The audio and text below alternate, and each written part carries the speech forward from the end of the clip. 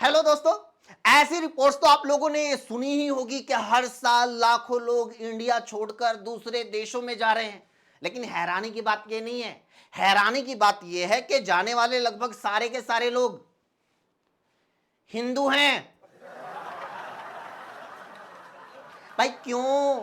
आखिर क्यों जा रहे हैं ये लोग? ऐसा क्या है उन देशों के पास? उनके पास तो मोदी भी नहीं है,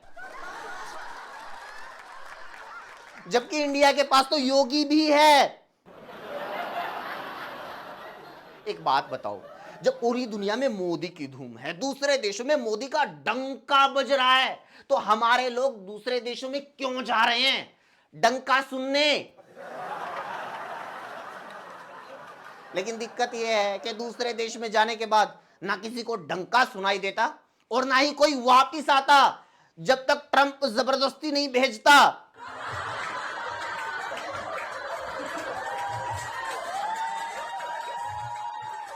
आप यकीन नहीं करेंगे भाई, मोदी जी खुद इतने देशों में नहीं गए हैं जितने देशों में मोदी जी के फैंस जाकर बस गए हैं। इसलिए तो मोदी जी जिस भी देश में जाते हैं उनके स्वागत में मोदी मोदी चिल्लाने वाले लोग पहले पहुंच जाते हैं। अब तो सुनने में आ रहा है कि विवेक ओबरॉय, जी हाँ, मोदी जी की लाइफ पर मूवी बनाने वाले विवेक ओबरॉय, वो भी फैमिली के साथ दुबई शिफ्ट हो गए हैं। सही है। जैसे विवेक ओबरॉय ने मूवी बनाई थी, कसम से उनका देश निकाला ही बनता था। लेकिन यार दुबई क्यों? सच में मुझे इन मोदी भक्तों का समझ में ही नहीं आता। भारत को हिंदू राष्ट्र बनाना और खुद मुस्लिम राष्ट्र में बसना है। भारत को हिंदू राष्ट्र बनाना है लेकिन खुद ईसाई राष्ट्रों में जाके बसना है। कट्टर हिंदू आज की तारीख में अमेरिका, कनाडा, यूके, ऑस्ट्रेलिया और सबसे ज्यादा गल्फ की मुस्लिम कंट्रीज में जाकर बस रहे हैं। यूएई, सऊदी अरब, कुवैत, कतर, ओमान और बहरीन में लगभग 1 करोड़ इंडियन इमिग्रेंट्स रह रहे हैं। कुल 1 करोड़ 34 लाख एनआरआईज में 66 से 70% इन मुस्लिम देशों में ही रहते हैं। शुक्र मनाओ वो 23 लाख रुपए में दुबई का वीजा मिलने वाली न्यूज झूठी निकली, नहीं तो करोड़ों इंडियन वहां जाकर अल हबीबी करने को तैयार हो गए थे। बेशक निशिकांत दुबे से पूछ लो।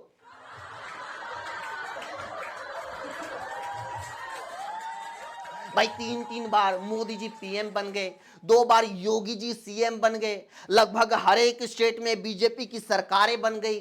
20-20 साल से बीजेपी स्टेट्स में सरकारें चला रही है। गांधी को हमने देशद्रोही साबित कर दिया, नेहरू को हमने मुस्लिम घोषित कर दिया, पूरे विपक्ष को हमने देश विरोधी बता दिया, औरंगजेब को हमने कब्र से खोदकर दोबारा मार दिया, अकबर को हमने क्रूर कह दिया, सारे मुगलों से हमने जंग जीत ली, सारे हिंदू राजाओं पर हमने फिल्में बना दी, अरे सावरकर पर भी मूवी बना दी। लेकिन फिर भी क्यों सबसे ज्यादा हिंदू इसी सरकार के टाइम, इसी दौर में देश छोड़कर जा रहे हैं? आज इसके बारे में बात करेंगे, क्योंकि लगातार इंडिया से ब्रेन ड्रेन हो रहा है। इंडिया के अच्छे डॉक्टर, इंजीनियर, टीचर, साइंटिस्ट, उद्योगपति, यानी सबसे अच्छे प्रोफेशनल्स और शानदार दिमाग वो इंडिया से पलायन कर रहे हैं। अगर ये सब चलता रहा तो हमारे हिस्से में क्या बचेगा? ये इंस्टाग्राम के छपरी इन्फ्लुएंसर्स और इनके फॉलोअर्स। क्योंकि देश में तो इज्जत ऐसे इन्फ्लुएंसर्स और धर्म के फर्जी रक्षकों की रह गई है। पढ़ने लिखने वाले लोग तो अगर गलती से सरकार से नौकरी मांग लें तो लोग खुद बोलने लगते हैं, यूपी पुलिस लठ बरसाओ, हम तुम्हारे साथ हैं। इसलिए पढ़ने लिखने वाले लोग अब दूसरे देशों में जाकर उन देशों की तरक्की करवा रहे हैं। स्टैनफोर्ड यूनिवर्सिटी के वेंचर कैपिटल इनिशिएटिव की एक रिसर्च से पता चला कि अमेरिका में $1 बिलियन स्टार्टअप्स, जिन्हें यूनिकॉर्न कहा जाता है, ऐसी 500 अमेरिकी यूनिकॉर्न्स को खड़ी करने वाले 1078 संस्थापकों में 474 यानी लगभग 44% विदेशी मूल के लोग हैं। इनमें सबसे ज्यादा 90 यूनिकॉर्न संस्थापक इंडिया के हैं। इतना ही नहीं, 25% यूनिकॉर्न्स यानी 143 कंपनियां उन लोगों ने स्थापित की जो स्टूडेंट बनकर अमेरिका आए थे। यह सब इसलिए हो पाया क्योंकि अमेरिका ने ऐसी यूनिवर्सिटीज बनाई जहां दूसरे देश से लोग पढ़ने के लिए आए। लेकिन इंडिया में ऐसी यूनिवर्सिटीज बनाने की डिमांड करना तो दूर, लोग खुद सरकार से पहले से जो यूनिवर्सिटीज हैं उनको बंद करने की मांग करते रहते हैं। Hashtag shutdown JNU. दूसरे देशों में कर्मचारियों को इंडिया के मुकाबले कहीं ज्यादा बेनिफिट्स और छुट्टियां मिलती हैं, और इंडिया में 20,000 रुपए की नौकरी करने वाला कर्मचारी संडे के दिन भी छुट्टी मांग ले तो बॉस ऐसे रिएक्ट करता है जैसे उसकी किडनी मांग ली हो। दूसरे देशों में प्यून और लेबर से लेकर तमाम प्रोफेशनल्स को इंडिया के मुकाबले कई कई गुना ज्यादा सैलरी मिलती है, लेकिन हमारे यहां क्लास सी के सरकारी कर्मचारी की सैलरी सुनकर ही लोगों का कलेजा फट जाता है। हे राम, 50,000! दूसरे देशों में लोगों को फ्री या बहुत ही सस्ता इलाज मिल जाता है, फ्री गवर्नमेंट एजुकेशन जैसी फैसिलिटीज मिलती है, और हमारे यहां लोग वोट ही उनको देते हैं जो ये गारंटी दे कि सरकारी स्कूल बंद करके शराब के ठेके खोलेगा। हमारे यहां प्रॉब्लम पता है क्या है?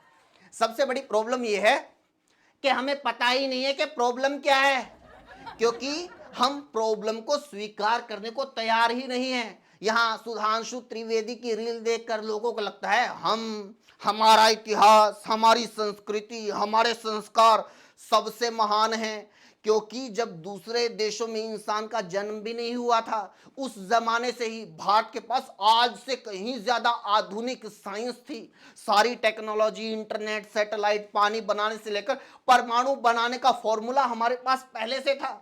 चलो मान लिया दुनिया में सबसे पहले संस्कार हमने सीखे थे, लेकिन आज का सच ये है कि हमें यह तक नहीं पता कि कूड़ा कहां फेंकना है।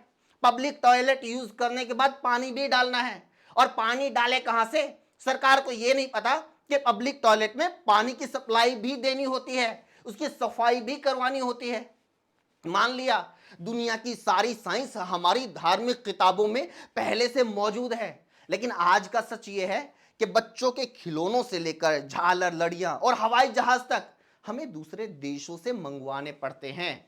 मान लिया दुनिया के सबसे ताकतवर योद्धा, सबसे महान धनुर्धर, सबसे बाहुबली महापुरुष, आंखें बंद करके निशाना लगाने वाले निशानची हमारे देश में पैदा हुए थे, लेकिन फिर भी ओलंपिक में 1-2 मेडल से हम लोग आगे नहीं बढ़ पाते। मान लिया दुनिया को धर्म हमने सिखाया, सबसे बड़े धर्मराज हमारे यहां पैदा हुए, लेकिन आज एक भी काम ऐसा नहीं है जिसमें हमारे लोग बेईमानी ना करते हों। पुल और सड़कें बनाने से लेकर बच्चों के दूध तक में मिलावट की जाती है। मानव तस्करी से लेकर बच्चों के ऑर्गन बेचने जैसे धंधे हमारे यहां होते हैं। मान लिया कि पूरी दुनिया का भूत और भविष्य बताने वाले, पर्ची बांचकर सारे संकटों और विपदाओं को हरने वाले, फूंक मारकर इलाज करने वाले, मंत्र मारकर अमीर बनाने वाले सारे चमत्कारी बाबा, मुल्ला, तांत्रिक हमारे यहां हैं, लेकिन फिर भी दुनिया के सबसे ज्यादा बीमार, सबसे ज्यादा गरीब भारत में बसते हैं। 80 करोड़ लोग सरकारी राशन पर पलते हैं। दुनिया में सबसे ज्यादा टैक्स सरकार को हम देते हैं, लेकिन आज तक ये नहीं समझ में आया कि टैक्स देते क्यों हैं, बदले में सरकार से हमें क्या क्या लेना है, बदले में सरकार को काम करने के लिए कोई आदेश देना है या हमेशा उसका बचाव करना है। क्योंकि इसी वीडियो के नीचे देख लेना, कुछ अंकिल लोग आएंगे, कमेंट में एक ही बात लिखेंगे, मोदी जी क्या करें, इस देश की जनसंख्या ही इतनी ज्यादा है। इन लोगों को लगता है कि 2014 से पहले देश में जनसंख्या थी ही नहीं, ये तो मोदी के जीतने की खुशी में हम लोग 30 करोड़ से सीधे 130 करोड़ हो गए। लेकिन देश की जनसंख्या को विलेन घोषित करने से पहले जान लीजिए, आज भारत की जो सबसे बड़ी कोई ताकत है तो वो सिर्फ और सिर्फ उसकी जनसंख्या है। आज भारत की जीडीपी दुनिया में चौथे 5वें नंबर पर है तो वो सिर्फ और सिर्फ इस जनसंख्या की वजह से है। आज भारत दुनिया की सबसे बड़ी मार्केट है तो वो सिर्फ और सिर्फ इस जनसंख्या की वजह से है। आज अगर दुनिया में कोई भी इंसान, कोई संस्था या कोई देश ये मानता है कि भारत एक्चुअल में विश्व गुरु या इकोनॉमिक सुपर पावर बन सकता है तो वो सिर्फ और सिर्फ उसकी जनसंख्या की वजह से बन सकता है, क्योंकि किसी भी अर्थव्यवस्था के 4 आधार होते हैं, land, labour, capital, entrepreneurship. Land की भारत के पास कोई कमी नहीं है, कैपिटल और एंटरप्रेन्योरशिप प्राइवेट या सरकारी या विदेशी निवेश से मिनटों में पैदा की जा सकती है, लेकिन लेबर ये पैदा करना किसी भी देश के बस की बात नहीं है। और ये लेबर जनसंख्या के रूप में भारत के पास खूब है। बस चीन की तरह कोई ऐसा इकोनॉमिक मॉडल हमें चाहिए जो इस जनसंख्या को लेबर की तरह इस्तेमाल करे, इस जनसंख्या को काम दे सके। आज जिस जनसंख्या को हम लोग बोझ समझ रहे हैं, उसी जनसंख्या के लिए दुनिया के दूसरे देश तरस रहे हैं। इसलिए चीन, रूस, Italy, Germany, Hungary, Poland, France, Japan, Singapore और दक्षिण कोरिया जैसे देश अपने लोगों को ज्यादा बच्चे पैदा करने के लिए प्रेरित कर रहे हैं। लोगों को इंसेंटिव दिया जा रहा है, इसके लिए स्कीम्स चलाई जा रही हैं। और सिंगापुर और दक्षिण कोरिया तो ऐसे देश हैं जहां ऑलरेडी भारत से ज्यादा जनसंख्या घनत्व है। जनसंख्या घनत्व यानी प्रति वर्ग किलोमीटर में कितने लोग रहते हैं। नीदरलैंड, माल्टा, मोनाको, मकाऊ ऐसे कई देश हैं जिनका जनसंख्या घनत्व इंडिया से ज्यादा है, लेकिन फिर भी वहां इंडिया से ज्यादा डेवलपमेंट है, बेहतर सुविधाएं हैं, हाई इनकम और लाइफ लिविंग स्टैंडर्ड है। जापान और यूके का जो जनसंख्या घनत्व है वो कम नहीं है, भारत के कई स्टेट्स के मुकाबले वो कहीं ज्यादा है, लेकिन वो देश कभी अपनी जनसंख्या को नहीं कोसते, बल्कि उसे और बढ़ाने के लिए तमाम स्कीम्स चला रहे हैं। एक टाइम के बाद इंडिया में भी ये होगा, क्योंकि जो इंडिया की जनसंख्या है वो भी लगभग स्थिर हो चुकी है, लगभग बढ़नी बंद हो चुकी है। कई सर्वे से पता चला है कि भारत की जो ग्रोथ रेट है वो अब 2.1 रह गई है, यानी एक पति पत्नी औसतन 2 ही बच्चे पैदा कर रहे हैं। स्थिति ये हो गई है कि जितने लोग मरते हैं उतने ही बच्चे पैदा होते हैं। कई स्टेट्स में तो ये रेट और भी कम है, यानी वहां जनसंख्या घट रही है।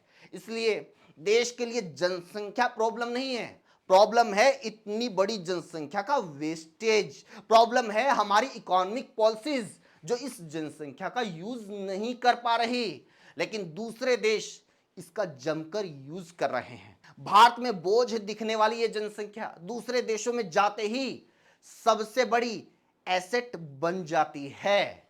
इसी के साथ वीडियो में इतना ही दोस्तों।